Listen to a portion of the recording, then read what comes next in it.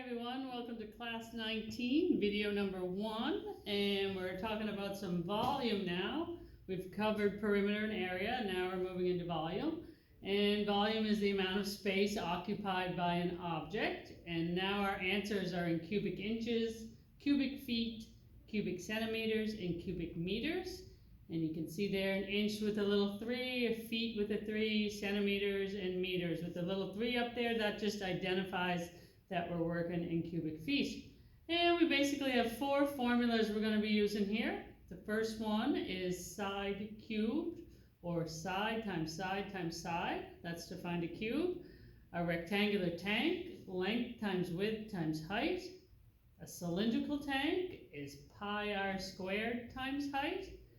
The semicircular sided tank, I want you to think of what an oil tank looks like, and we got pi r squared times the height plus length times width times height. And remember, when we are working with these semicircular sided tanks, the diameter and the width have to be the same because they are. Now there's 1,728 cubic inches per cubic foot. So if you're already in cubic feet and you want to take it to cubic inches, you times it by 1728. Cubic inch to cubic feet, we divide by 1728. 27 cubic feet in a cubic yard. So again, to go cubic feet to cubic yard, you would divide by 27. Cubic yard to cubic feet, we would times by 27. Okay? Now this next little bit is about getting cubic inches or cubic feet to gallons. Typically, if that's ever on a test question, like an apprenticeship question, though the numbers will be there for you. It'll be right in the question. And of course, they're on the formula sheet you're going to get this week. So there's 231 cubic inches per US gallon, 277 inches per the imperial gallon. Canada uses the imperial gallon when we use gallons. So I don't make the rules, that's just the way it is. So to go cubic inches to US gallons, we divide by 231. Cubic inches to imperial gallons, we would divide by 277.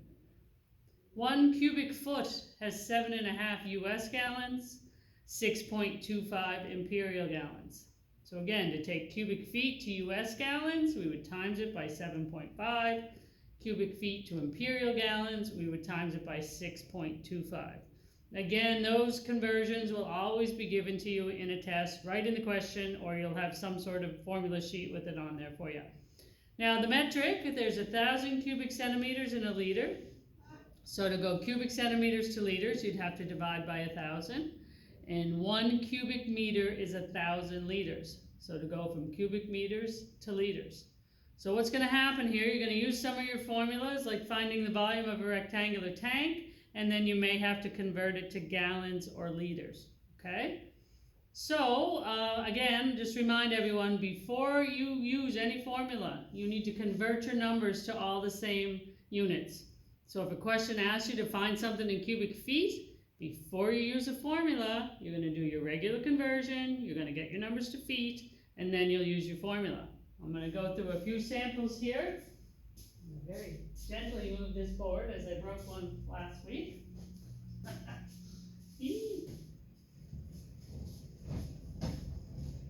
There we go. Good. All right, the first one. Find the volume of a rectangular tank with a length of 6 feet, a width of 48 inches, and a height of 8 feet. Answer in cubic feet, hundredths decimal place. So here's the key. Answer in cubic feet. So before you do anything, you need to get all your dimensions to feet. Okay, so our length is in feet, our width is in inches, and our height is in feet. First thing we got to do, we got to get our inches to feet. You know how to do this. 48 divided by 12 inches to feet. So our width is 4 feet. Now you're ready to use your pretty formula.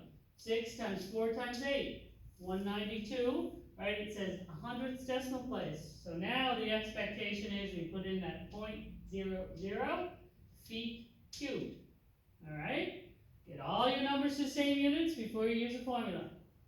Next one, a cylindrical tank has a radius of 1 meter and a height of 6 feet. Calculate the cubic meters, 2 decimal places.